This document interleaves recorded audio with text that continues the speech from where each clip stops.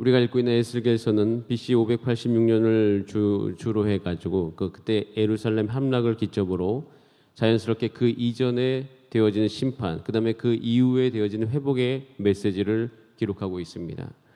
우리가 어제 읽었던 33장부터 사실은 그 후반부가 시작되어지는 겁니다. 이 3장부터 32장까지는요, 그 이스라엘 백성 자체와 그 다음에 주변 국가에 대한 심판의 예언이 기록되어 있었습니다. 이제는 이제 33장부터 어제 읽었던 그 33장 1절부터 후기 예언이 시작되어지면서 그때 이 전반부 안에 하나님께서 이스라엘 백성을 어떻게 회복시킬 것인지, 그리고 이제 앞으로 되어진 쭉 내용들은요, 어떻게 하면 이 이스라엘이 하나님의 나라로 세워질지에 대해서 예언을 하고 있는 것입니다. 그래서 하나님께서는 이 예레미야를 통해서 이 땅 가운데 이스라엘 백성들 가운데 회복의 메시지를 그들 가운데 전달하기 위하여 에스겔을 파수꾼으로 불러주셨습니다. 그래서 그 파수꾼을 불러서 어떻게 하면 너가 이스라엘 백성들 가운데 가서 말씀을 전할지에 대한 그 내용을 넣어주고 있는 것이에요. 그리고 이제는 어제 이제 파수꾼의 사명을 주고 오늘은 그 선민 이스라엘 백성들에 대해서는 회개, 너희가 어떻게 해야지 다시 하나님께로 돌아가야 되는 것, 이것에 대해서 이야기하고 있는 것입니다. 오늘 전반부의 내용을 쭉 보면 이것을 우리가 한 단어로 딱 함축해서 이야기하자면 이것은 회개라고 볼 수 있어요. 회개. 11절 말씀 한번 같이 읽어보겠습니다. 오늘 본문 말씀 11절입니다. 시작. 너는 그들에게 말하라. 주 여호와의 말씀이니라. 나의 삶을 두고 맹세하노니 나는 악인이 죽는 것을 기뻐하지 아니하고 악인이 그의 길에서 돌이켜 떠나 사는 것을 기뻐하노라. 이스라엘 족속아 돌이키고 돌이키라. 너희 악한 길에서 떠나라. 어찌 죽고자 하느냐 하셨다 하라 되어 있습니다. 하나님의 마음이 나와 있습니다. 나는 악인이 거기서 그냥 죽는 거 기뻐하지 않는다. 그 악인이 그 길에서 돌이켜서 떠나 사는 것을 기뻐한다. 하나님께서는 그 악인이 그대로 죽어버리는 게 원치 않는다라고 되어 있습니다. 그리고 그 19절 말씀에 이렇게 되어 있죠. 만일 악인이 돌이켜서 그 악에서 떠나면 그가 그로 말미암아 살게 되겠다. 하나님께서 살리는 메시지를 그들 가운데 주고 있다는 사실이에요. 그런데 참 여기서 한 가지 우리가 짚고 넘어가야 될 중요한 부분이 있습니다. 여러분, 이 33장의 메시지가 전달된 그 시기예요. 이 시기는요, 멸망한 이후입니다. 예루살렘이, 그러니까 우리가 이전에 있었던 것은, 이전에 예언되었던 것은 멸망하기 그 직전이에요. 에스겔은 1차 포로로 잡혀갔기 때문에 이스라엘이 완전히 멸망되기 직전부터 바벨론에 있었던 사람입니다. 그런데 이제 이 33장은요, 이제 그 이스라엘이 완전히 망한 상태예요. 여러분 한번 생각해 보시기 바랍니다. 멸망한 상태에서 전달되어진 메시지라는 거예요. 멸망당했는데 그 멸망된 직후에 회복의 메시지를 주는 거예요. 여기서 우리는 두 부류의 사람을 나눠줄 수 있습니다. 이미 마음이 상할 대로 상한 사람들이 있어요. 나라가 망한 다음에 이게 무슨 소용이 있는가라는 생각이 드는 사람들이 있었을 거예요. 나라가 망한 다음에 왜 이 이야기를 하느냐? 진작했으면 이 이야기 듣고 이 나라가 멸망당하는 것을 막을 수 있지 않겠느냐라고 이야기하는 사람이 그때도 있었을까요? 없었을까요? 있었어요. 근데 굉장히 거기에서 우리가 다시 한번 더 들여다봐야 되는 것은 그런 부류의 사람에게 만일 가가지고 멸망되기 직전으로 돌아가서 그 메시지를 다시 한번 전달하면 그런 사람들이 과연 그 메시지를 들을까요? 안 들을까요? 여러분, 굉장히 재미있는 것은 안 듣습니다. 그런 사람들의 특징이 있어요. 남 탓하는 그런 어떤 근본적인 어떤 그 안에 마음들이 있는 분들이 계시다고요. 여러분, 이것은요, 굉장히 하나님의 말씀이 그 안으로 들어가기를 굉장히 힘들어하는 분들이십니다. 즉 이스라엘 백성들은요, 이미 에스겔서 또는 다른 선지자를 통해서 이미 바벨론이 멸망당하기 전부터 하나님의 말씀을 모두가 알아들을 수 있도록 굉장히 반복적으로 그들 가운데 선포되었습니다. 그러면 그런 줄 알고 어떻게 해요? 그 말씀을 들어야 되는 거죠. 자, 그러면 멸망당한 이후에는 무슨 말씀을 또 들어야 돼요? 또 그에 맞는 하나님의 말씀을 주시는 거죠. 그럼 그때 그 말씀을 들어야 되는데 왜 진작 그 말을 하지 않았느냐라고 이야기하는 거예요. 여러분, 그런데 사람은요, 잘 듣지 않습니다. 잘 듣지 않아요. 이스라엘 백성들도요, 이제야 귀가 열리기 시작할 것입니다. 그 전에는 과연 망할까? 신기하죠? 하나님이 말씀하셨는데도 듣지 않는 거예요. 그리고 망한다는 그 메시지를 하나님의 말씀으로 여기지 않는 것이 있었던 것입니다. 근데 망하고 나니까 이제 그들이 생각이 달라지기 시작하는 거죠. 아, 이게 정말 하나님의 말씀이었네. 우리가 정말 하나님의 말씀으로부터 멀리 떨어져 있었네. 라고 여기면서 그들이 이제 정신을 차리기 시작했다는 것이에요. 여러분, 우리 인생도 그럴 때가 참 많이 있습니다. 하나님이 우리를 망하는 걸 좋아하시는 것이 아닙니다. 하나님이 우리 망하는 것을 바라시는 것이 아니에요. 그리고 더욱이 우리를 망하도록 인도하시는 것도 결코 아닙니다. 그런데 하나님께서는 이 이스라엘 백성들의 망함을 원치 않으셨어요. 이들은 스스로 망한 것뿐이에요. 다만 이들이 망한 이후에 회복의 메시지를 전달하는 것은 정말 하나님의 뜻이 여기 있었기 때문인 것이에요. 근데 참 놀라운 사실은 이때부터 그 말씀이 그 귀에 들리기 시작했다는 것이에요. 여러분, 이것을 토대로 우리 삶을 한번 돌아보겠습니다. 여러분의 삶 가운데 언제 하나님의 음성이 가장 선명하게 들리십니까? 하나님의 뜻이 언제 우리 마음속에 가장 깊이 다가옵니까? 그것은요, 우리의 마음이 딱 하나님을 향해서 갈급했을 때, 하나님께 온통 집중되어 있을 때, 그리고 내 마음이 이게 신약의 예수님께서 말씀하셨어요. 심령이 가난할 때예요. 이 심령이 가난하다는 것은 망했다는 거예요. 심령이 가난하다는 것은 그 완전 절대적인 빈곤이요, 거지를 의미합니다. 그러니까 자기가 망한 줄 아는 사람이라는 뜻이에요. 여러분, 자기가 망한 줄 아는 사람이 복이 있다라고 이야기하는 것은 이제는 그 마음 안에 하나님을 받아들일 준비가 되었기 때문인 것입니다. 여러분, 이스라엘 백성이요, 이제 참 이게 인생의 아이러니인데 이제 하나님의 말씀을 듣기 시작해요. 하나님을 받아들일 준비가 되어졌어요. 이유는 한 가지입니다. 자기가 안 망할 줄 알았는데 망했기 때문인 것이에요. 여러분, 이것은 굉장히 영적으로 중요한 의미를 갖고 있습니다. 그래서 이 시대의 선지자들 중에 또 지금 살고 있는 많은 목회자들 중에 우리 가운데 경종을 울리는 책들이 서점에 가면 많이 나와 있습니다. 근데 그 서점에서 그 책들의 공통성이 있는데 그것은 하나님을 갈망하라라는 것이에요. 우리의 심령을 가난하게 해라. 그리고 금식을 해라. 그리고 더욱더 주를 향하여서 외쳐라. 이 부자의 나라, 이 부자의 시대를 살고 있는 우리들로 하여금 더욱더 하나님을 갈망하도록 인도하는 책들이 있다는 것이에요. 이런 비슷한 부분들이 이 신약 성경에 예수님과 제자들 사이에도 있었습니다. 마가복음 6장 47절 48절 말씀을 한번 같이 보도록 하겠습니다. 시작. 저물매 배는 바다 가운데 있고 예수께서는 홀로 무태 계시다가 48절 시작. 바람이 거스름으로 제자들이 힘겹게 노젓는 것을 보시고 밤 사경쯤에 바다 위로 걸어서 그들에게 오사 지나가려고 하시매라고 되어 있습니다. 오병이어의 사건이 있었던 날 밤입니다.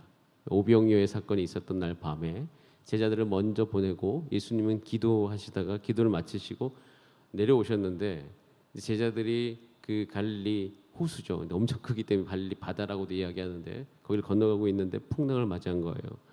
풍랑을 맞이했는데 그들이 이제 힘겹게 노젓고 있다는 것은 결국 그 풍랑을 헤쳐나가지 못하고 있다라는 것이에요. 밤 사경은 새벽 3시에서 6시 사이입니다. 지금 시기인 거죠. 근데 예수님께서 이들 가운데 건너가라고 했던 시간은 이제 해가 저물 때였어요. 해가 저물 때라고 하면 뭐 그 보편적으로 그러니까 5시에서 7시 사이 아니겠습니까? 그럼 그날 그때 떠나가지고 새벽 3시까지 무려 6시간 이상 동안 거기서 헤매고 있는 것이에요. 그런데 제가 이 부분에 대해서 여러분들과 함께 자주 나누는데 이때 예수님의 행동이 굉장히 이상하죠. 저는 그것 때문에 그 말씀을 보기 시작했는데 예수님이 그것을 성경에서 이렇게 표현하고 있습니다. 보고 있었다라고 되어 있어요. 어디서? 무태서 그러니까 물 거기 해안가 아니니까 호숫가에서 보고 계셨다는 거죠. 저는 이제 보편적으로 배가 없어서 그러시나 보다 이제 이럴 수 있잖아요. 그런데 그것도 아니에요. 왜냐면 예수님이 배가 없어서 못 오신 게 아니라 결국엔 어떻게 오셨죠? 물 위를 걸어오셨죠. 그렇기 때문에 그러면 어떤 의도가 있는 것이잖아요. 분명히 그 안에 예수님의 의도가 있을 수밖에 없는 것입니다. 왜 빨리 오시지 않았을까? 그래서 생각하는 그 생각 가운데 제자들의 지금 구성원 중에서 가장 많은 직업을 가지고 있었던 사람들 중에 하나가 그 직업군이 뭐냐면 어부예요. 어부. 그렇기 때문에 어부는 그 갈릴리 호수에서 날마다 고기를 잡았던 사람들인 거예요. 갈릴리 호수에 대해서 누구보다도 잘 알았던 사람들인 것이에요. 만약 예수님께서 일찍 오셔가지고 그들을 구원해 주셨다면 제자들 마음 가운데 이런 부분이 있어요. 제자들은 아직도요. 아직 예수 그리스도 안에서 제자로 살아가고 그다음에 예수님이 제자로 살아가면서 아직도 남아 있는 것이 있어요. 내가 하고자 하는 거, 난 할 수 있다고 하는 것이에요. 그런데 이미 이제 새벽 3시부터 6시는 이제는 그 생각이 사라집니다. 어떻게든 도움을 요청할 수밖에 없는 거예요. 어부도 자기 할 수 있는 거 다 했습니다. 그런데 안 되는 거예요. 예수님이 그때 걸어가시죠. 걸어가셔가지고 바다를 잠잠케 하십니다. 그럼 예수님께서 왜 이렇게 하셨습니까? 여러분 이것이 사도행전으로 넘어가서 결국 교회를 세우는 제자들로 그들이 온전히 세워졌을 때 그들 가운데 성령이 임합니다. 근데 성령이 임했을 때가 너무 똑같아요. 성령이 임했을 때 제자들의 상태가 어땠는지를 베드로를 통해서 성경 우리 가운데 이렇게 대표해서 보여주고 있는데 그때 베드로의 상태는 뭐냐면 원래 베드로도 내가 할 수 있다라고 여기는 사람들이었습니다. 그런데 그것이 이제 완전히 사라진 거예요. 예수님의 3번 부인 사건 이후에 완전히 망했기 때문에 예수님의 3번 부인한 이후에 베드로는 이제는 힘이 사라졌어요. 자기의 힘이 사라졌습니다. 힘이 완전히 빠진 거예요. 제자들도 이때 힘이 완전히 빠지기 시작했습니다. 그럼 이스라엘의 멸망도요. 이스라엘 멸망은 이제 이스라엘의 힘이 빠지기 시작했어요. 이때가 하나님이 우리 가운데 성큼 다가오실 수 있는 문이 열리는 시간인 것이에요. 내 힘으로 할 수 있다. 나는 풍랑을 이길 수 있다. 라고 생각하는 그때 다가오시는 것이 아니라 내 힘으로 난 할 수 없어. 나는 풍랑을 잠잠케 할 수 없어. 나는 우리 가정을 도저히 일으킬 수가 없어. 난 내 건강을 회복시킬 수 없다. 나는 이 교회를 내 힘으로 회복할 힘이 없다. 이 코로나19 이 시절에 내가 아무리 힘을 다해도 셀이 살아나기가 너무 힘들다. 반응이 없다. 이렇게 들리고 있습니다 지금. 양손도 그러니까 이 두 손 두 발이 다 이렇게 완전 묶여 있는 듯한 느낌이 들 때가 있는 것이에요. 그럼 어떻게 돼요? 절망스럽죠. 근데 여러분 우리가 다시 한번 이 멸망한 이 시기 가운데 에스겔이 이 말씀을 전하고 있어요. 가서 따지고 싶죠. 왜 지금 와서 전하냐. 근데 참 신기한 것은 이때가 하나님의 말씀을 정말 들을 수 있는 시기라는 거예요. 이들은 마음이 열리고 있더라는 것이에요. 여러분 우리가 살아가면서 지금 영적으로 무기력한 이유가 무엇일까요? 여러분 영적으로 무기력하지 않을 수 있는 방법은 하나님이 오셔서 우리를 채우실 때 우리는 영적인 것에서부터 다시 생명력 있게 일어날 수 있는 것이에요. 저는 오늘 이 말씀 멸망한 이후의 소망을 이야기하는 이 에스겔의 이 말씀 특별히 회개를 이야기하지 않습니까?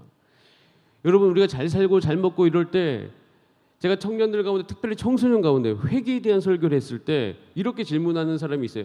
정죄하지 말라고. 저는 그 이야기 듣고 너무 충격을 먹었습니다. 충격을 먹었다. 충격을 받았죠. 도대체 무슨 이야기인가? 왜 회개가 정죄하라는 얘기인가? 회개라는 것은 우리의 실상을 보는 것이고 그것은 하나님이 필요하다고 이야기하는 것이잖아요. 내가 내 인생 가운데 내 힘으로 살다 보니 안 되니 하나님이 필요하다고 외치는 그 외침이고 그것이 우리의 무기력을 없애고 영적인 무기력을 완전히 떠나가게 하고 오히려 우리를 강하게 하는 굉장히 중요한 것 중에 하나인 건데 회개가 사라져버리는 거죠. 참 놀라운 것은 이 코로나19가 당한 이후에 회개하라 라고 이야기하는 이 소리가 들리기 시작했다는 거예요. 우리 스스로를 돌이켜봐라 라고 이야기하는 이 소리가 들리기 시작했다는 것이에요. 여러분 그래서 이 시기가 마냥 나쁜 게 아니에요. 오히려 이 시기는 하나님의 음성이 우리의 연약한 심령과 연약한 육 가운데 들어올 수 있는 그런 시기라는 것이에요. 그래서 이런 시기에는 정말 영적으로 충만한 하나님의 말씀을 먹는, 하나님의 말씀을 담당할 수 있는 파수꾼과도 같은 하나님의 말씀을 나눌 수 있는 하나님의 백성들이 필요한 것입니다. 전 여러분들이 그 하나님의 백성 되기를 원합니다. 이 시기는요, 오히려 하나님의 말씀이 그 영혼 가운데 들어갈 수 있습니다. 하나님의 백성의 마음이 하나님을 갈망하고 그 말씀을 오늘도 우리 가운데 받아들일 수 있으면 이 회개의 메시지는, 하나님의 말씀은 여러분의 주변의 사람들 가운데 더욱더 잘 들어갈 수 있을 거라 믿습니다. 저도 청년들을 향하여서 회개의 메시지를 준비합니다. 우리를 돌아봐야 된다. 우리 영혼이 죽어 있다. 예전에 우리 영혼이 죽어 있다고 하면 잘 못 알아들었어요. 그런데 이제는 이 시기를 보내고 나니 내 영이 죽어 있는 것에 대해서 그들이 듣기 시작했어요. 알기 시작한 거죠. 그런 가운데서 여러분, 우리 마음이 오늘 찬송한 대로 하나님, 내가 주님 없이는 살 수 없습니다. 내 마음 가운데 더욱더 회개의 영을 부어주시옵소서. 그래서 내가 더욱더 주 앞에서 온전해질 수 있도록 이 시기에 하나님 내게 더욱더 말씀하여 주시옵소서. 이렇게 함께 기도하는 저와 여러분이 되기를 원합니다. 그래서 우리가 만일 오늘 얘기했던 19절, 만일 우리 모두가 다 그 악으로부터 돌이키면 살게 됩니다. 우리는 사는 길이 오히려 이 시기에 더욱더 우리 가운데 열려 있음을 믿습니다. 이스라엘 백성은 멸망한 이후에 70년을 보내고 더욱더 강건해졌습니다. 그 70년의 시기에 다니엘이 일어났습니다. 이제 우리 성경을 볼 것이에요. 우리는 느헤미야가 일어났고요, 에스라가 일어난 것이에요. 그리고 그 시기 가운데 하나님의 성전이 다시금 일어나고, 에스겔 후반부로 가면 갈수록 이제 마른 뼈의 그 환상, 그다음에 하나님의 성전이 하나님의 영광 가운데 어떻게 회복될 것을 이야기하고 있습니다. 여러분 마음 안에 이런 하나님의 말씀이 온전히 살아 숨쉬기를 원합니다. 그래서 하나님께서 이 다음 세대를 위해서 기도하게 해주시고 여러분을 통해서 하나님의 나라를 세우게 될 줄 믿습니다. 그 영광스러운 그 삶 가운데 여러분이 여러분의 삶을 들으실 수 있는 은혜 있기를 바랍니다. 우리 다 함께 기도하시겠습니다. 이 시간 기도할 때 하나님, 회개, 하나님의 말씀이 내 귀에 들리게 하여 주시옵소서. 하나님, 회개의 영을 부어주시고 내가 말씀을 맡은 자로서 내가 더욱더 이 시기 가운데 주를 갈망할 수 있도록 도와주시옵소서. 하나님, 다 함께 이 시간 주여 한번 부르신 다음에 합심으로 기도하시겠습니다. 주여, 살아계신 하나님 아버지 감사합니다.